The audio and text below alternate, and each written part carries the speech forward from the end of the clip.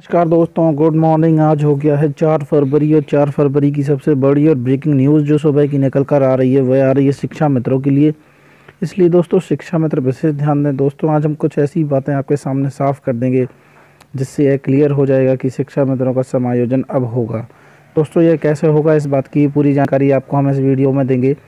दोस्तों कोर्ट के कहने पर भी सरकार ने कोर्ट की बात को नहीं माना और शिक्षा मित्रों के साथ अहित कर दिया, जिस पर अब कोर्ट शिक्षा मित्रों को आदेश करेगी और सरकार को आदेश करेगी उनके समायोजन के लिए। चलते जानते हैं पूरी खबर क्या है। चलिए बढ़ते हैं खबर की ओर। शिक्षा मित्रों की स्थिति समायोजन से पूर्व पद के निर्धारण हेतु भोला शुक्ला जी की रिट के अनुसार जो सुप्रीम कोर्ट में दिनांक 4/1/2019 को दाखिल की गई थी और दिनांक 12/1/2019 को डायरी नंबर भी मिल गया था और रिट निम्न बिंदुओं पर तैयार की गई थी। शिक्षा मित्रों की नियुक्ति राज्य सरकार द्वारा विभिन्न शासनादेश व कार्यालय कार्यक्रमों द्वारा बेसिक शिक्षा परिषद DPEP व शिक्षा अभियान सर्व शिक्षा अभियान इंटर योग्यताधारी युवाओं को 11 माह के लिए छात्र शिक्षक अनुपात पूरा करने के लिए रखा गया था। जो ये याचिका है, यह जो दायर की गई थी उसकी पूरी बिंदु सब सामने आ चुके हैं। किस बात पे रखा गया था, क्या था, शिक्षा मित्रों को क्यों रखा गया था और किस चीज़ के लिए रखा गया था, इसमें सारी बातें साफ की गई हैं। तो चलिए खबर की ओर आगे बढ़ते हैं। बिंदु 2 है, वर्ष 2008 तक सभी शिक्षा मित्रों का नवीनीकरण कराने हेतु अनिवार्य था और सन 2008 के शासनादेश के तहत नवीनीकरण की प्रक्रिया में बदलाव करते हुए नवीनीकरण से सरलीकरण किया गया। जिस पर कोई आरोप लगता केवल उसे ही नवीनीकरण करवाना था और जिस पर कोई आरोप नहीं लगता वह नियमित शिक्षक की तरह स्कूल में शिक्षण कार्य में शामिल होकर कार्य करने लगता था। दोस्तों क्या था, जब RT एक्ट 2009 का गठन हुआ तो उसमें उल्लेख हुए कि कोई भी अप्रशिक्षित अध्यापक RT एक्ट लागू होने के बाद विद्यालय में शिक्षण कार्य करने के लिए योग्य नहीं माने जाएंगे। इसलिए जो अप्रशिक्षित लोग NCERT के विधिनियम 2001 के तहत योग्यता पूरी करते हुए उन्हें RT एक्ट की धारा 23 व 23(2) के तहत योग्यता पूरी करने के लिए 2015 तक का समय दिया। NCERT ने सभी राज्यों को यह प्रदान किया था। अगला पॉइंट जिसमें था, राज्य सरकार द्वारा बिंदु संख्या 3 के अनुसार ही RT एक्ट लागू होने तक जो लोग NCERT के विधिनियम 2001 के तहत योग्यता पूरी करते थे उनको अब अर्जेंट टीचर अप्रशिक्षित स्नातक शिक्षा मित्र बनाते हुए NCERT के पास पहले 2010 में 1,40,000 स्नातक शिक्षा मित्र रेगुलर व प्राइवेट का प्रपोजल बनाकर भेजा, जिस पर NCERT ने अनुमति नहीं दी। जी हाँ दोस्तों, इसमें साफ साफ लिखा है कि NCERT ने अनुमति नहीं दी। राज्य सरकार व NCERT 2010 के पहले 1,24,000 स्नातक शिक्षा मित्र सहित सबको संविदा कर्मी मानती थी। जो NCERT थी वह सबको, जो 1,24,000 शिक्षा मित्र थे, सबको संविदा कर्मी मानती थी।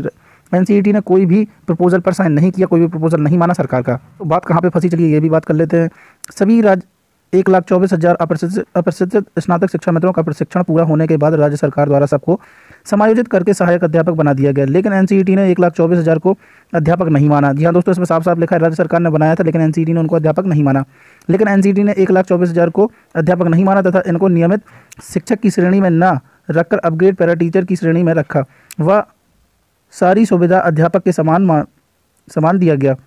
पैब रिपोर्ट 2016-17 व 2018-19 के अनुसार हाईकोर्ट इलाहाबाद से 12 सितंबर 2015 को समायोजित निरस्त होने के बाद भी NCERT ने 1,24,000 के पक्ष में टेट से छूट का पत्र जारी किया, लेकिन कोर्ट में 1,24,000 प्रशिक्षित स्नातक शिक्षा मित्र पार्टी न होने से कोर्ट ने किसी को भी कोई भी राहत नहीं दी। जी हाँ दोस्तों, जब कोर्ट ने यह साफ साफ कह दिया था, RT की लाइन जो थी उसको यह कोर्ट ने सरकार ने नहीं माना, तो फिर कोर्ट ने भी साफ साफ कह दिया और शिक्षा मित्रों के जो समायोजन था उसको निरस्त कर दिया गया।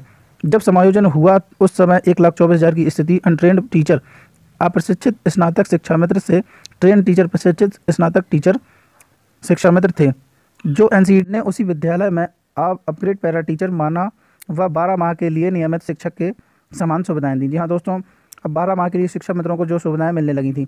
अब आगे बात कहाँ पर आती है, चलिए वो भी जान लेते हैं। तो इसमें आगे भी कई लाइनें हैं, आप स्क्रीनशॉट लेकर इसको पढ़ सकते हैं। चलिए हम मुख्य बिंदु की ओर बढ़ते हैं। मुख्य बिंदु कहाँ क्या है, तो दोस्तों अब सबसे बड़ी बात तो यह है कि सुप्रीम कोर्ट ने 25/7/2017 को अपने ऑर्डर में लिखा कि शिक्षा मित्रों का समायोजन से पूर्व की स्थिति में रखने की जिम्मेदारी राज्य सरकार की है।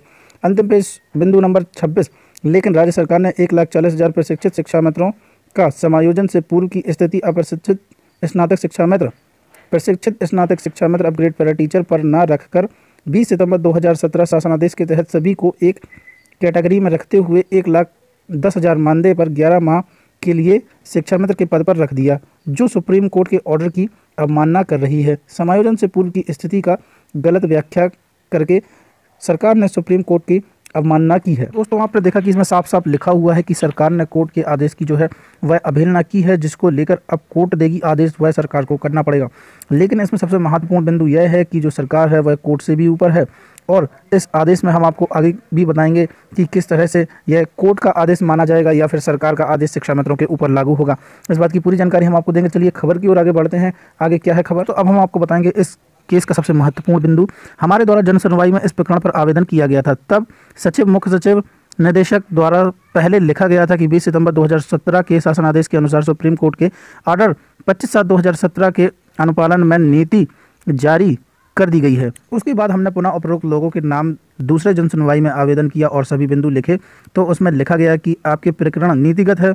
इस प्रकरण पर सचिव बेसिक शिक्षा परिषद इलाहाबाद से संभव नहीं है। इस प्रकरण पर शासन स्तर से ही निर्णय लिया जा सकता है। जी हाँ दोस्तों, इसमें साफ साफ लिखा हुआ है कि जो भी जन सुनवाई डाली गई है उसमें यह साफ साफ लिखकर आ गया है कि इसमें इलाहाबाद से शिक्षा मित्रों के लिए कुछ भी नहीं होगा। जो भी होगा वह शासन स्तर से ही होगा, क्योंकि कोर्ट की पहले ही अवहेलना शासन कर चुका है।